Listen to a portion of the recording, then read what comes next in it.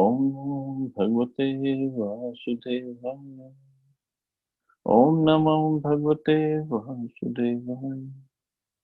Narayana Namaskritya Naram Chaiva Narottamam Devim Saraswatim Vyasam Tato Jayante Nashtaprayeshu Bhadreshu Nityam Bhagavata Seva Bhagavati Uttam Shloke Bhaktir Bhavati Naishtiki. So continuing with the discussion on Srimad Bhagavad Gita, Canto 15, the Yoga of the Supreme Person, text number 7, text number 6 onwards. So far Krishna described the material world and how it is like an upside down banyan tree, and the different branches are the different species, and the different leaves are the Vedic hymns, and the sense objects are the twigs, and how to get out of this material world of banyan tree, to cut the branches or cut the tree down with the weapon of detachment. So banyan tree represents the material world, and then there is spiritual world. So Krishna gives just a little hint of the spiritual world in this text. Text 6. Na tad bhasyate suryo na shashanko na pavakaha yadgatva na nivartante tadhama paramam mama. That supreme abode of mine is not illumined by the sun or the moon, nor by fire or electricity. Those who reach it never return to this material world. The spiritual world, the abode of the Supreme Personality of Godhead Krishna, which is known as Krishna Loka, Golok Vrindavan, is described here. In the spiritual sky, there is no need of sunshine, moonshine, fire, or electricity, because all the planets are self-luminous. We have only one planet in this universe, the sun, which is self-luminous, but all the planets in the spiritual sky are self-luminous, means they are self-shining. The shining effulgence of all those planets called Vaikunthas constitutes a shining sky known as the Brahm Jyoti. Actually, the effulgence is emanating from the planet of Krishna, Golok Vrindavan. Part of that shining effulgence is covered by the Mahatattva, the material world. Other than this, the major portion of that shining sky is full of spiritual planets, which are called Vaikunthas, chief of which is Golok Vrindavan. So that is the spiritual world. He just gives little hint of the spiritual world. He doesn't give even the whole description. Description is given in other scriptures, especially like Brahma Samhita or Chaitanya Charitamrita has good description, and other Goswami literature. So now the question is, when Krishna says all the spiritual planets and the Vaikuntha planets are self-luminous, and Prabhupada explains, just like sun in this material world is self-luminous, so are the Vaikuntha planets. But the question is, if all the planets, Vaikuntha planets, are self-luminous, then does that mean it's always shining and bright? Does that mean that or something else? What do you guys think?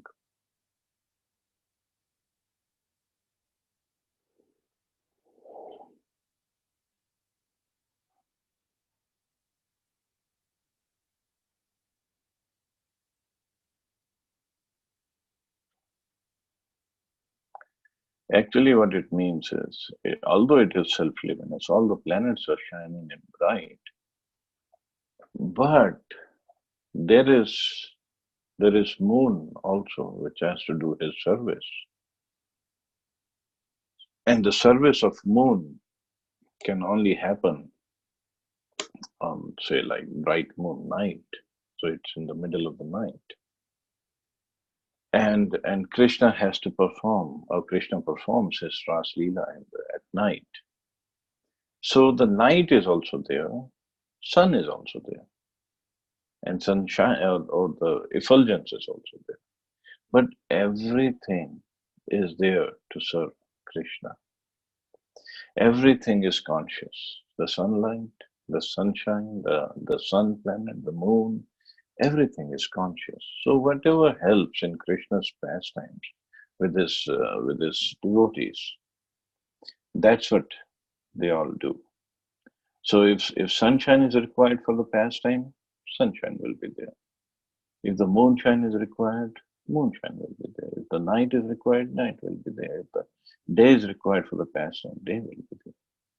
That's the beauty of spirituality. Here we don't have control, or here everything happens according to the laws of nature. But there, the law of nature, spiritual nature, is to serve Krishna. That's all. Or serve Radha and Krishna. As long as the living entity is in this dark material world, he is in conditional life. But as soon as he reaches the spiritual sky, by cutting through the false, perverted tree of this material world, he becomes liberated. Then there is no chance of his coming back here. So here in this verse also it says, Yad Gatvana Nivartante Tadham Parvam. Once one who has, those who reach it, never return to this material world.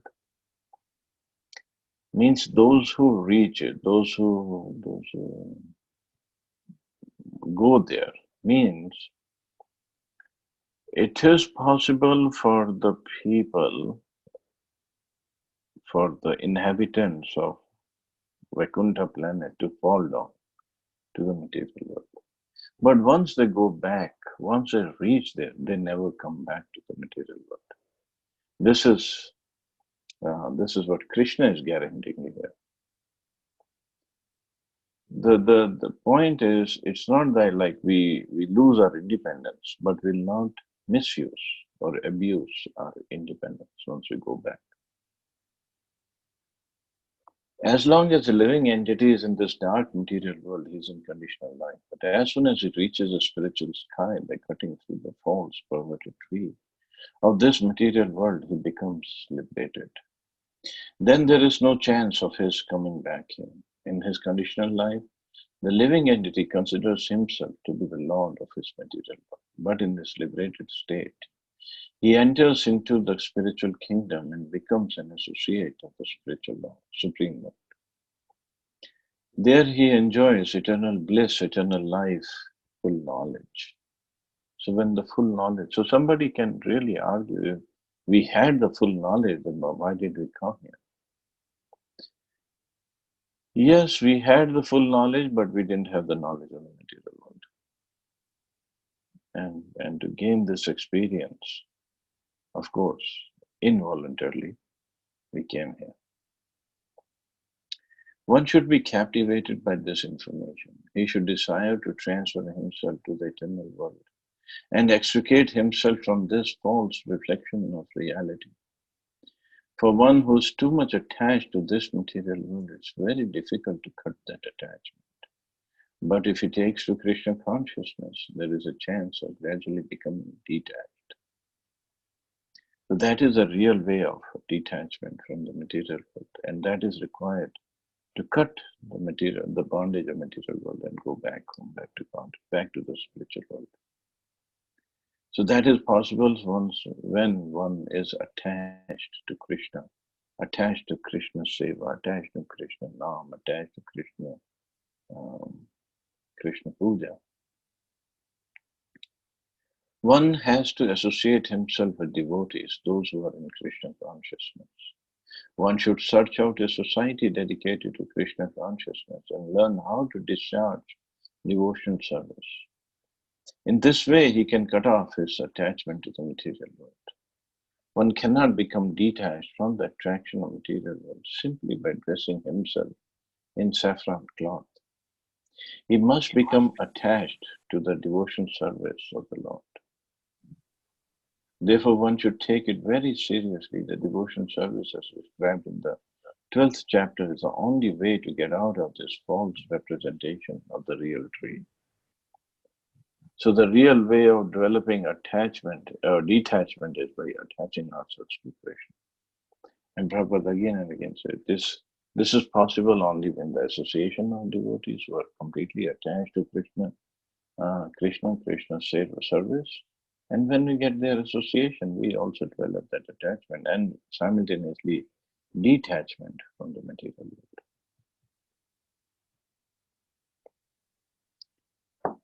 The words spermam mama are very important here. Actually, every nook and corner is a property of the Supreme Lord. But the spiritual world is spermam, full of six opulences. The Katha Upanishad also confirms that in the spiritual world there is no need of sunshine, moonshine, or stars, for the whole spiritual sky is illuminated by the internal potency of the Supreme Lord. That supreme abode can be achieved only by surrender and by no other means. So that supreme abode can only be achieved only by surrender. So surrender, as we discussed yesterday, is to follow the instructions of Krishna wholeheartedly, considering that is my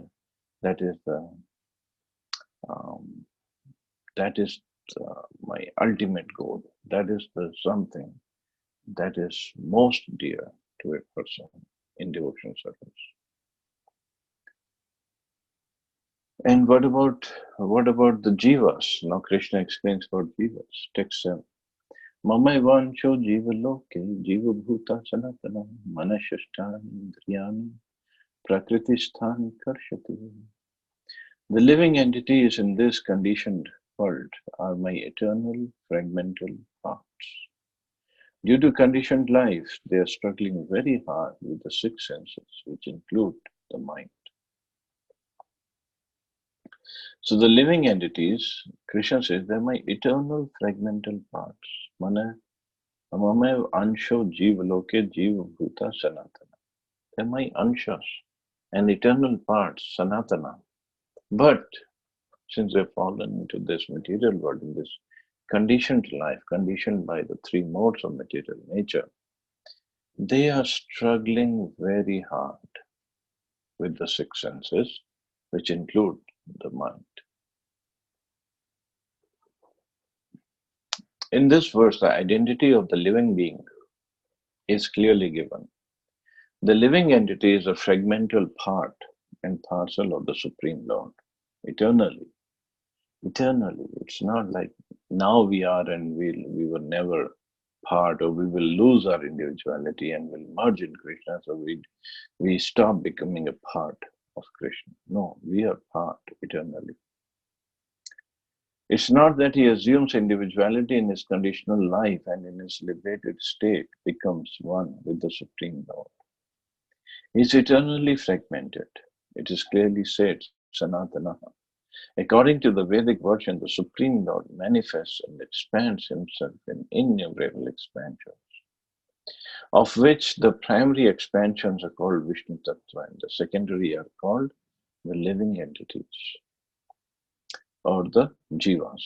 In other words, the Vishnu Tattva is a personal expansion and the living entities are the separated expansions. So we also call separated expansions or Vibhin Ansha.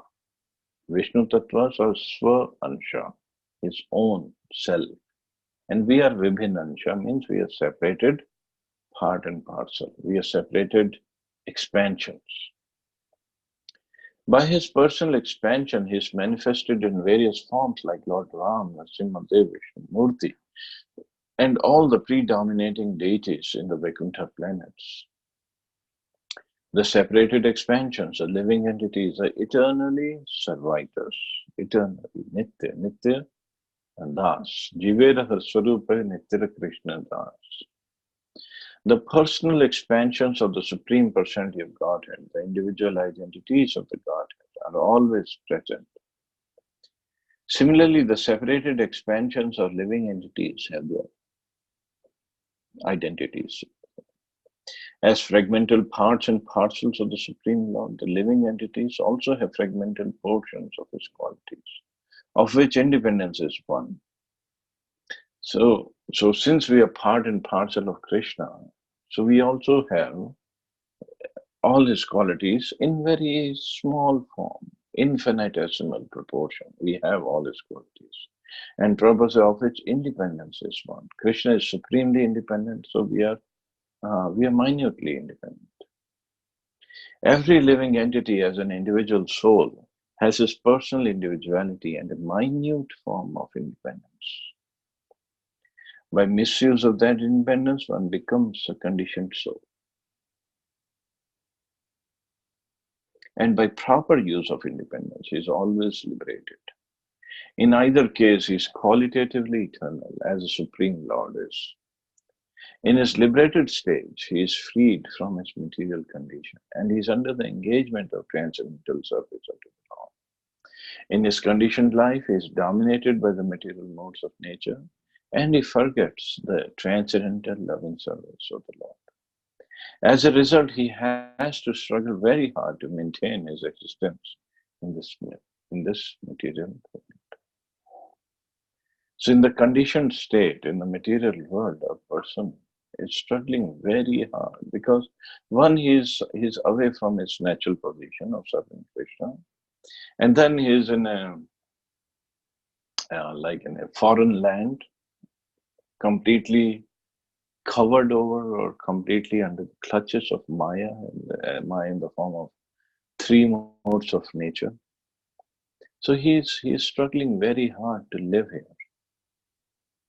It's just like if we are very comfortable in Delhi, and if we have to leave Delhi and go to some remote place, how uncomfortable we would be and how much struggle we have to go through to stay there, to live there properly. The living entities, not only human beings and the cats and dogs, but even the greater controllers of the material world, Brahma, Lord Shiva, and even Vishnu, are all parts and parcels of the Supreme Lord. They're all eternal, not temporary manifestations. The word Karshati, struggling or grappling hard, is very significant. The conditioned soul is bound up as though shackled by iron chains. He is bound up by the false ego. And mind is the chief agent which is driving him in this material existence. When the mind is in the mode of goodness, his activities are good. When the mind is in the mode of passion, his activities are troublesome. And when the mind is in the mode of ignorance, it travels in the lower species of life. So with this mind, we all are struggling, considering mind as a sixth sense. And mind could be in any of the three modes of nature. So, and as we studied previously, the three modes of nature are not constant. They keep on changing with the time of the day or other factors, depending on the factor. So when the mind is in mode of passion, ignorance, and goodness, Prabhupada has explained what does it do. But still, he does everything materially because these are material modes. It's clear, however, in this verse that the conditioned soul is ignorance. He travels in the lower species of life. It's clear, however, in this verse that the conditioned soul is covered by the material body, the mind, and the senses. And when he is liberated, this material covering perishes, but his spiritual body manifests itself in its individual capacity. So when one is in conditioned life, means material body, then he has this material body and is covered by the three modes. But when he becomes liberated, then his spiritual body manifests itself in its individual capacity. So spiritual body manifests means we all have that spiritual spark, and the spiritual spark also has a shape. Of course, the shape is very small right now, depending upon, like for every person in the material world, he has his size is 10,000 part of the tip of the hair. So that body or that shape starts expanding once we engage ourselves in spiritual activities. It's stated here that when a living entity gives up this material embodiment and enters into the spiritual world, he revives his spiritual body. And in his spiritual body, he can see the Supreme Personality of Godhead face to face. And actually, someplace else I read that this spiritual body is not achieved after we leave this material body. It is growing even inside this material body. The spiritual body is growing. More and more we engage ourselves in spiritual yoga practice or bhakti. In the spiritual world, everyone lives in bodies featured like the Supreme Personality of God. As far as worldly construction is concerned, there is no difference between the part and parcel living entities and the expansions of Vishnu Murti or Swa Ansha. In other words, at liberation of the living entity gets a spiritual body by the grace of the Supreme Personality of God.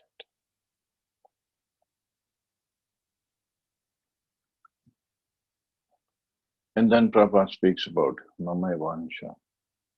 The fragmental portion of the Supreme Lord is not like some material broken part. We have already understood in second chapter, the spirit cannot be cut into pieces. This fragment is not materially conceived. It's not like matter which can be cut into pieces and joined together again. That conception is not applicable here because the Sanskrit word Sanatana is used. The fragmental portion is eternal. It's also stated in the beginning of the second chapter. In each and every living individual body, the fragmental portion of the Supreme Lord is present. So that fragmental portion, which is the Jivatma, the spirit soul, when liberated from the bodily entanglement, revives its original spiritual body in the spiritual sky, in a spiritual planet, and enjoys association with the Supreme Lord. It's, however, understood here that the living entity, being the fragmental part and parcel to the Supreme Lord, is qualitatively one with the Lord, just as part and parcels of gold are also gold. So qualitatively we are same as Krishna. It's just the quantity-wise. We are very, very insignificant.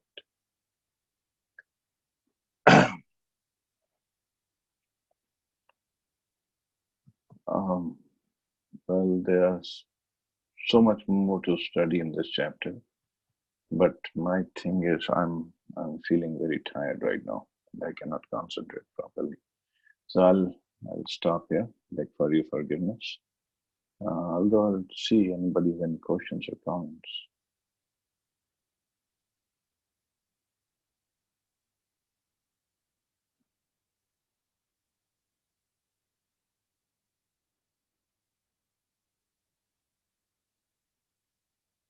Thank you for the very nice class, Prabhu. We're getting Thank you. Unfortunately, Yeah, somehow it was a long day, so I'm really tired right now. Sorry.